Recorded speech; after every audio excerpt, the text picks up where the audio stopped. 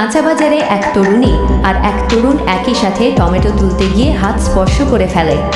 মেয়েটি কিছুটা চমকে তাকাতেই তরুণটি বাজারের অন্য এক বিক্রেতার দিকে হেঁটে চলে যায়।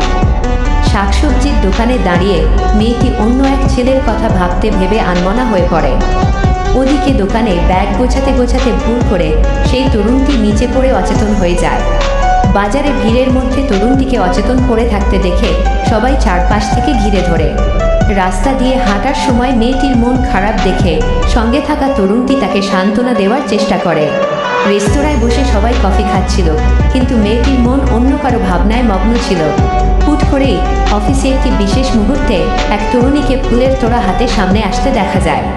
মেয়েটি ঘরের দোতলা খাটে শুয়ে মন খারাপ করে বসেছিল। এমন সময় কালো কোট পরা সেই তরুণটি ঘরে এসে অত্যন্ত স্নেহের সাথে তার দিকে তাকায়। ছেলেটি নিজের কোট খুলে মেয়েটির কাঁধে জড়িয়ে দিয়ে তাকে হাত ধরে পরম মায়ের তুলে দাঁড় করায়। বাইরে দুজন একসাথে হাঁটার সময় তাদের মাঝে এক মিষ্টি রসায়ন ছড়িয়ে পড়ে। একটি রেস্তোরাঁয় বসে তারা দুজন একসাথে মজার খাবার উপভোগ করছিল। রেস্তোরাঁর রাফেল ড্রতে হুইল ঘুরিয়ে বিজয়ী হতেই তরুণটি পুরস্কারটি মেয়েটির হাতে তুলে দেয়।